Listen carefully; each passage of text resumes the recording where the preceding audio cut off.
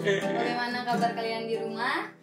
Aku harap kalian tetap membaca Alkitab dan tidak pernah melupakan Tuhan. Benar guys. Oke, karena apapun yang kita alami, kita harus selalu tetap mengandalkan Tuhan. Siap. Aku mengundang teman-teman untuk kita sama-sama menyembah.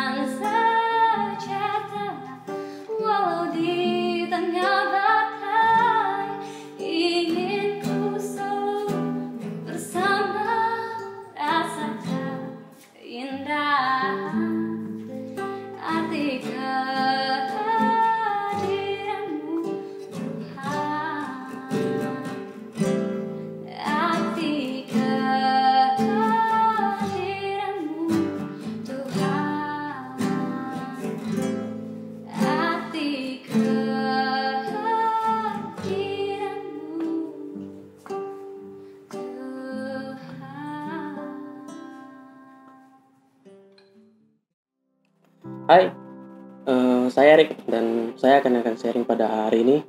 Dan sebelum kita mulai, kita akan berdoa dulu ya. Tuhan, terima kasih atas kebaikan Tuhan pada hari ini. Bapak, kami percaya Bapak, kami bersyukur Tuhan kami dapat beribadah pada hari ini. Bapak, kami percaya Bapak bukan hebat kami, tapi kami percaya Bapak itu karena kemurahan-Mu Bapak. Memberkati Tuhan bagi hamba-Mu ini Bapak yang akan menyampaikan firman-Mu. Kami percaya Bapak apa ya perkataan yang diperkatakan oleh hamba-Mu ini adalah berasal daripada Engkau Bapak. Engkau rapi Bapak, dan Engkau berikan hikmat bagi hamba-Mu ini agar dapat menyampaikan firman-Mu dengan baik Bapak. Kami sangat bersyukur atas kebaikan-Mu.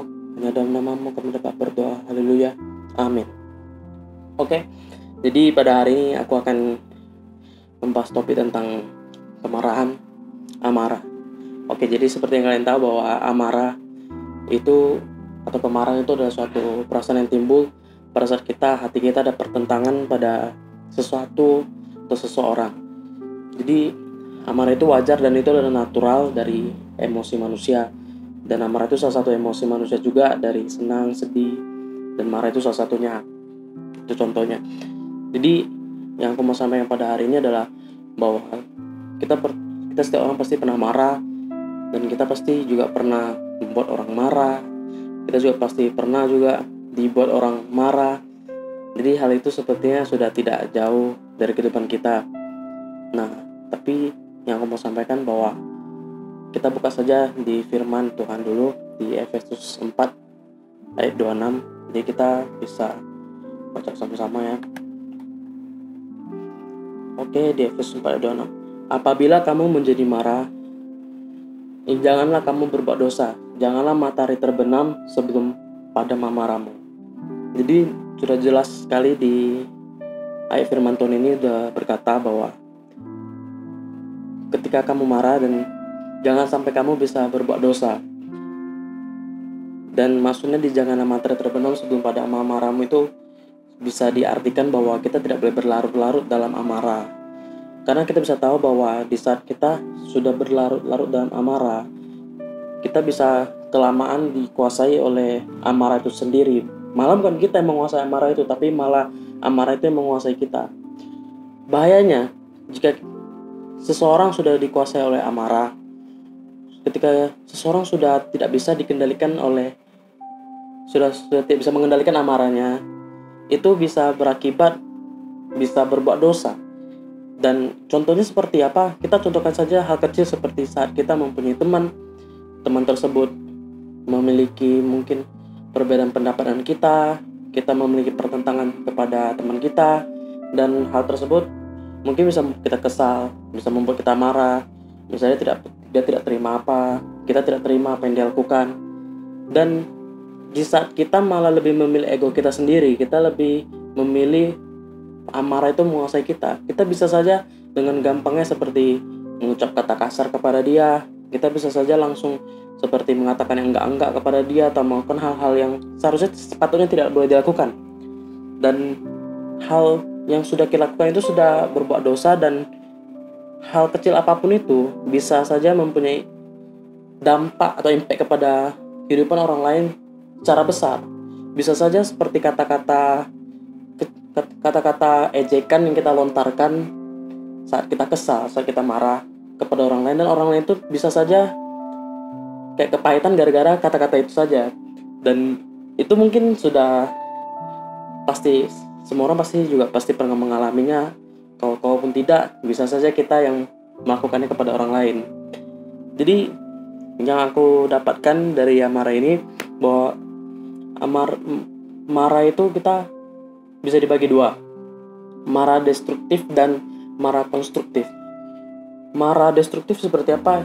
Yang seperti kalian lihat, seperti orang-orang yang demo anarkis, seperti mereka yang tak terkendalikan dan tiba-tiba langsung marah-marah gak jelas, langsung kayak destruktif lah, ngerti kan maksudnya, bahwa melakukan dosa juga lewat amarah itu amarah destruktif yang tidak membantu, malah memperkeruh suasana. Dan marah konstruktif itu seperti apa? Wah, marah tapi kok bisa konstruktif? Nah, marah itu sebenarnya nggak salah. Itu seperti respon natural. Tetapi jika kita salurkan di tempat yang tepat, di saat yang tepat, itu bisa, itu bagus. Contohnya seperti apa? Kita marah konstruktif nih ya. Kita marah di saat ada yang tidak adil. Bagaimana caranya supaya kita meluapkan amarah itu? Kita bisa membuat diri kita menjadi lebih produktif. Kita bisa lebih rajin lagi untuk memperbaiki kesalahan-kesalahan kita. Contohnya nih, seperti kasus yang mungkin kalian pernah dengar bahwa ada rasisme. Ya, kita marah nih, ada orang rasis. Kita marah nih ada orang rasis kita, atau kita melihat ada terjadi rasisme di sekitar kita. Bagaimana cara kita supaya bisa marah konstruktif? Cara gimana? Caranya itu kita harus jadi lebih introspeksi diri lagi. Kita jadi lebih menghargai lagi teman-teman kita. Kita lihat orang rasis dan kita marah, terus kita, wah orang ini rasis. Terus kita seperti anarkis, kita misalnya sebagai orang kulit hitam kepada orang kulit putih, contohnya. Jadi anarkisnya itu dengan menjara tempat-tempat orang kulit putih, dengan langsung membalas rasis gitu, ngerti gak? Dan itu tidak membantu sama sekali. Malah yang kita lakukan adalah kita jadinya jadi lebih menghargai, kita jadinya itu lebih mengasihi, dan itu adalah marah konstruktif, menjadi lebih produktif. Bagaimana cara kita menyalurkan energi kita itu menjadi melakukan hal yang lebih baik lagi, dan itu bagus. Dan jika ada orang lain yang melakukan kesalahan, ada orang lain yang melakukan hal yang tidak enak kepada kita, mungkin kita ada perasaan respon marah. Namun bahwa marah yang kita lakukan itu jangan sampai melewati batas. Dan kita tahu juga bahwa Tuhan itu tidak tidur dan Dia memperhatikan kita semua. Dia ada di mana-mana, dan aku percaya bahwa apa yang orang lakukan tidak baik kepada kita, dan biarlah Dia berurusan sama orang itu. Yang kita lakukan adalah bagaimana cara kita bisa mengendalikan amarah kita, bagaimana cara kita agar lebih fokus kepada diri kita, pembaruan diri kita, daripada kita harus mengubah orang lain. Karena aku yakin bahwa kita tidak bisa langsung mengubah seseorang. Kita juga harus memperbaiki diri kita sendiri dan lain-lain lah. Dan aku juga ada ayat di Amsal 16 ayat 32. Orang yang sabar melebihi seorang pahlawan, orang yang menguasai dirinya melebihi orang yang merebut kota. Udah jelas dari sini kata firman Tuhan. Jika kita sabar, kita malahan jadi melebihi seorang pahlawan, yang daripada kita harus marah-marah terus. Kita harus mengeluarkan banyak kata-kata tapi gak ada action. Malah menjadi orang lebih sabar itu lebih bagus. Di saat kita bisa menguasai diri kita bisa menguasai amarah kita itu bagaimana ya? Mungkin akan lebih kuat, lebih persisten dari yang lain. Tetapi jangan salah juga bahwa setiap amarah itu, setiap orang yang orang rasanya kan berbeda-beda. Tapi aku yakin di saat kita bisa menguasai amarah ini, dan jika ada suatu saat ada hal yang membuat kita marah, dan di saat kita sudah semakin melawan itu, kita menguasai itu, dan kita didapatkan lagi dengan hal yang membuat kita lebih marah lagi, aku yakin bahwa di situ ada tanda bahwa kamu itu level up. Jadi sebenarnya ini marah itu wajar, bukannya gak boleh marah, kayak malah menurut aku tidak bagus jika kita memendam kemarahan. Jadi sebenarnya kalau marah itu sebenarnya respon biasa. Yang penting kita tidak melakukan dosa. Kita tenangkan diri dulu, kita berdoa, kita mencari fakta-fakta dulu, kita melihat sudut pandang orang lain dulu, kita introspeksi diri dulu sebelum baru kita marah dan mengeluarkan apa isi hati kita. Menurut aku itu. Dan aku yakin bahwa setiap orang pasti memiliki cara yang berbeda-beda. Dan yang pasti kita harus bisa selalu marah konstruktif. Maksud aku bukan untuk kita tiap hari harus marah-marah. Maksud aku jika di saat kita ada perasaan marah, kita harus bisa membuat amarah itu membangun diri kita menjadi lebih baik lagi. Aku yakin bahwa setiap kita itu adalah orang-orang hebat, dan kita itu mungkin hanyalah orang yang masih mencari diri kita, Tapi aku yakin bahwa Tuhan itu sudah lebih dulu tahu siapa kita. Dia sudah tahu kita ini orangnya bakal menjadi seperti apa, dan sebenarnya Tuhan sudah memberikan jalan-jalan itu bagi kita, dan Dia berharap kita akan memilih pilihan yang benar. Karena di ini pilihan kan. Kita ada diberi free will. Kita ada dikasih free will untuk melakukan apa yang baik, apa yang jahat, ini itu. Dan aku yakin bahwa Tuhan tidak sembarangan membuat kita memilih. Maksud aku bahwa setiap pilihan yang ada itu pasti, aku yakin ada jalan Tuhan. Yang penting kita harus tahu apa yang Tuhan pikirkan, bagaimana cara Tuhan melihat manusia. Jika kita sudah dekat sama Tuhan, kita pasti sudah bisa tahu apa yang Tuhan mau. Dan aku yakin bahwa setiap kita itu pasti bisa. Tuhan itu tahu bahwa kita setiap manusia ini tidak terlalu kuat. Tanpa Tuhan kita bukan apa-apa. Jadi Tuhan pasti akan memberikan kita kekuatan.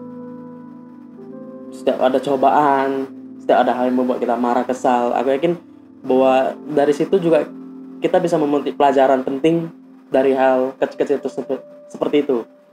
Jadi untuk teman-teman, aku yakin juga bahwa kita mungkin pernah membuat orang marah, dan tidak ada kata terlambat untuk minta maaf, dan juga tidak ada kata terlambat untuk kembali mencoba menjadi lebih baik lagi. Jadi di saat ini mungkin jika kalian senang-senang, tidak ada masalah. Pada suatu jika ada masalah lagi, tak usah takut. Tuhan sudah berikan kekuatan. Kita pasti bisa belajar untuk menguasai amarah itu. Dan aku yakin bahwa gak cukup sampai situ, mungkin saja bakal akan datang bertubi-tubi lagi. Tapi aku yakin juga banyak bertubi-tubi masalah yang datang, pertolongan Tuhan juga bakal bertubi-tubi datang.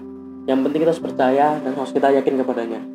Dan aku yakin di saat corona seperti ini mungkin banyak yang marah, banyak yang merasa tidak adil. Mungkin ada yang bilang sama pemerintah kayak kerjanya tidak becus. Jika kita hanya memikirkan diri kita sendiri, mungkin kita bisa menganggap semuanya itu salah. Tapi bagaimana jika kita menempatkan posisi kita ke orang tersebut? Bagaimana jika kita menempatkan posisi kita sebagai pemerintah yang harus memikirkan bagaimana rakyatnya? Mungkin sebagai presiden juga harus memikirkan bagaimana rakyatnya ke depannya nanti. Dan itu tidak gampang. Yang penting itu kita itu harus tetap sabar. Aku yakin bahwa setiap masalah yang ada itu pasti ada hikmahnya. Dan walaupun endingnya tidak seperti yang kita kira, mungkin ending dari masalah itu kita melihat masalah ini sepertinya semakin keruh, semakin tidak karuan. Tapi aku yakin jika kita tetap stick to the plan, jika kita tetap bersama Tuhan, suatu saat pasti akan indah pada waktunya, akan selesai dengan baik. Dan bukan mengikuti waktu kita, dan tentunya yang pastinya mengikut waktu Tuhan. Kita tidak tahu waktu Tuhan seperti apa. Kita hanya bisa berharap padanya, percaya pada Dia. Jadi mungkin itu saja yang bisa aku sampaikan. Aku harap bahwa teman-teman bisa menangkap apa yang aku maksud dan bisa mengaplikasikan pada kehidupan sehari-hari. Oke, jadi mari kita doa penutup dulu. Tuhan, terima kasih atas kebaikan Tuhan pada ibadah pada hari ini. Kami percaya Bapa bahwa Engkau telah memberkati Tuhan bagi setiap kita, Tuhan, di rumah juga Tuhan. Engkau berkati Tuhan bagi setiap teman-teman yang di rumah Tuhan yang melaksanakan ibadah online. Kami percaya Bapa, berkati bagi keluarga mereka Bapa, kesehatan mereka Tuhan, ekonomi mereka Bapa, Engkau cukupkan Bapa. Kami percaya Bapa bahwa Engkau Tuhan Yesus yang memberikan hikmat Tuhan, berikan kekuatan bagi setiap teman-teman kami Bapa untuk menghadapi setiap masalah kehidupan sehari-hari Bapa. Terima kasih Bapa atas kebaikan-Mu, kami sangat bersyukur Tuhan. Hanya dalam nama-Mu kami dapat berdoa. Haleluya. Amin. Oke, jadi sampai sini saja. Bagi kalian, aku harap kalian tetap stay safe. Kalian tidak perlu keluar dari rumah jika tidak ada kegiatan yang tidak penting. Dan itu saja. See ya.